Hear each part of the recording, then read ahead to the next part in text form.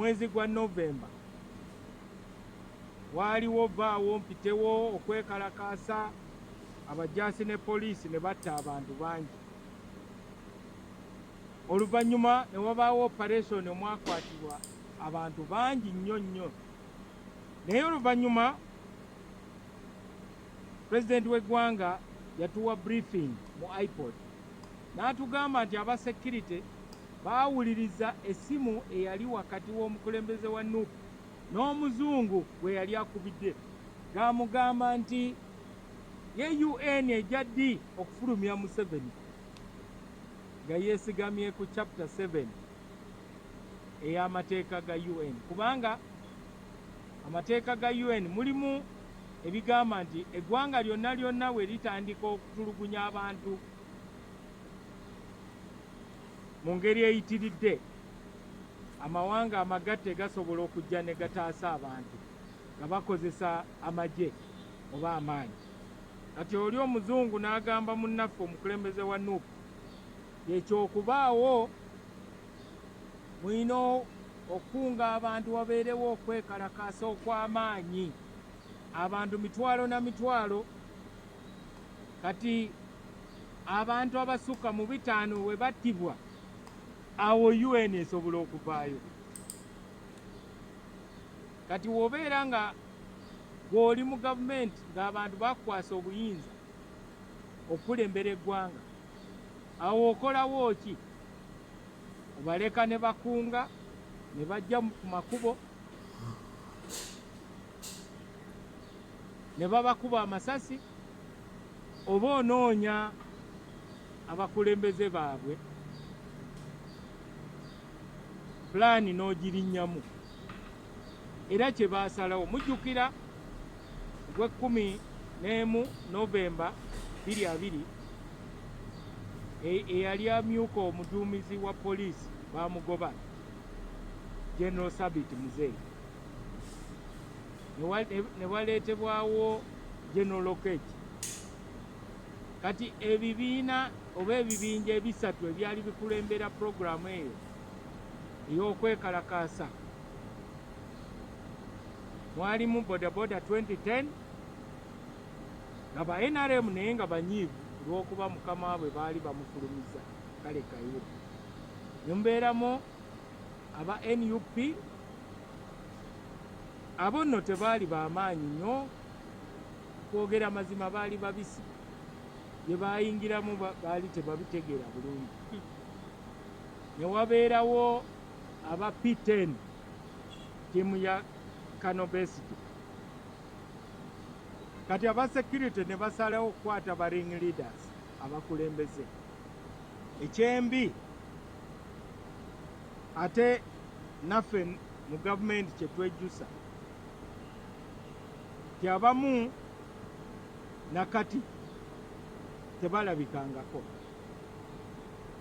Muwulidde statement ezaava mu internal affairs n'eza mu office ya prime minister.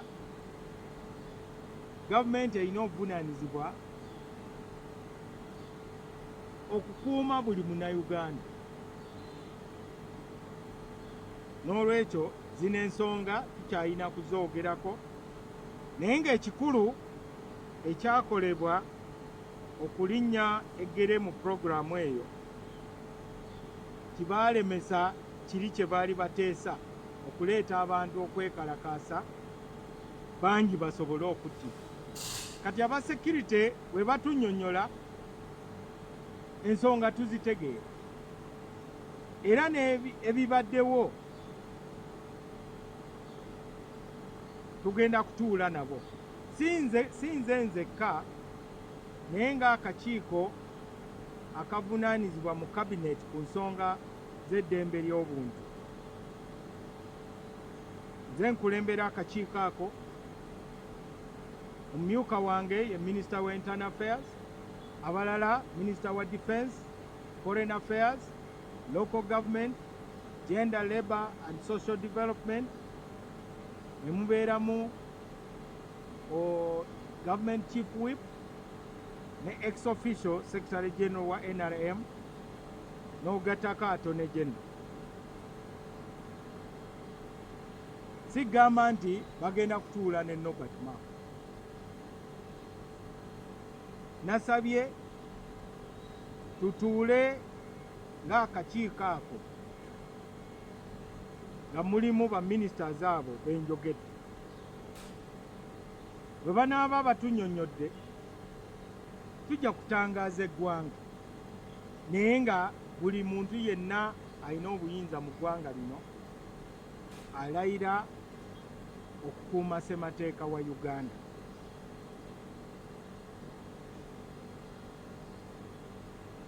Obuli bw'enguzi, obumenyi bw'amateeka, okutyoboola eddembe ly'abantu, byonna byonna tubiyita kukozesa bubi obuyinza bw'olina. Obuyinza bulina okubeerako bureeki. Toyinza kuyingira mmotoka ne weebanga nnungi etya ne bagamba nti tukwaniriza naye manya nti emmotoka eno terina bureeki, tosobola kugirinnya.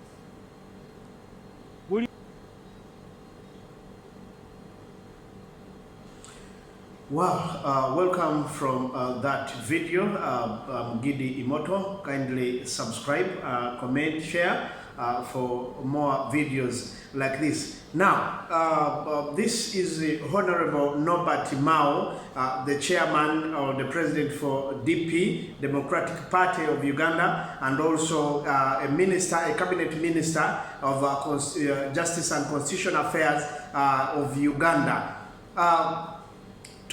Spilling out or unveiling what we didn't know that was told to them by President Yoweri Museveni about Bobi Wine and Bobi Wine, commonly known as Robert Chagulanyi, who is the president of National Unity Platform or NUP, that he was in plan to overthrow the government of General Yoweri Museveni by using help of United Nations.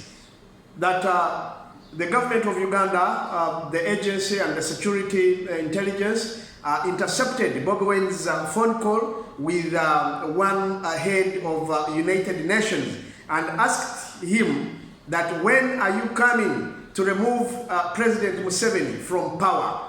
And the leader or the head of UN said that we cannot do that unless you can mobilize, or unless you mobilize the citizens of Uganda to demonstrate or riot or strike. Then if the government kills more than 500 people, then UN will come in accordance with the law of UN Charter, relying on Chapter 7 of the United Nations law in the UN Charter, that we have the mandate to come and save people, either by force or by military action.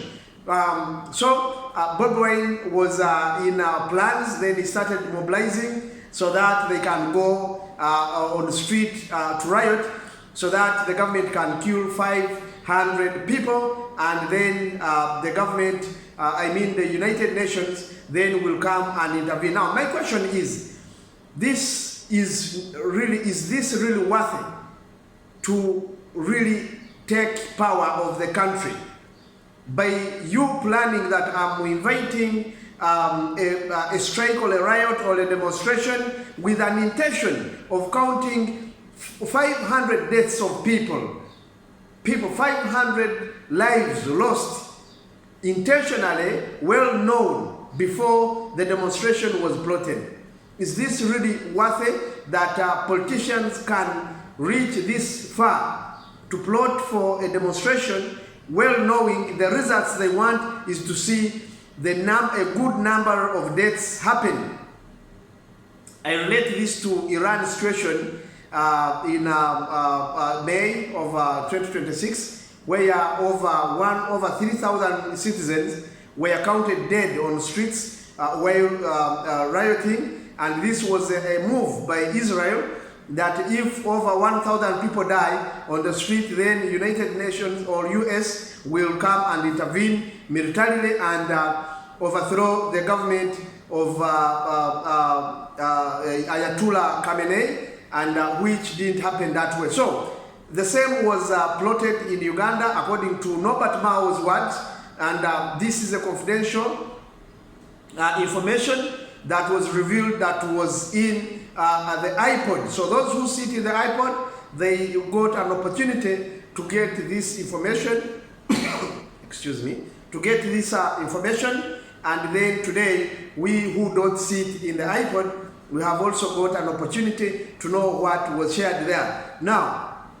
Norbert Mao posed a serious question, that if you were the president and people gave you mandate to protect them and to lead them, what would you do in that circumstances where people are plotting to mobilizing people to go on the street and riot, then provoke the government to kill more than 500 people so that they can really call the United Nations to come and intervene and overthrow the government? Now, the question is posed on you: what would you do if you are the one? And is it what President Museveni also did? So I remember those days there were many campaigns of 1 million march, 1 million what. So I believe that was the era, but politicians should stop to use the lives of their citizens, of the people, so that they can climb the ladder or be elevated to the positions they want. You can imagine someone calling for a riot, well knowing that people are going to die in this riot.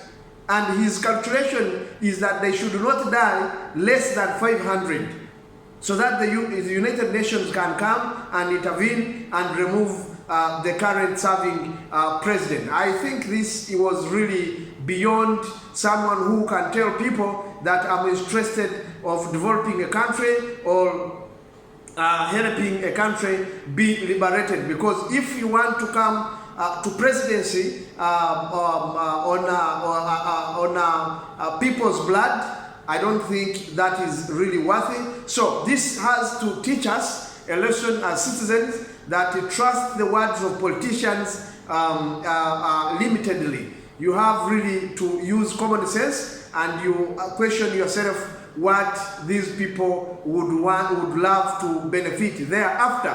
And this is the answer. That's all I have for you today.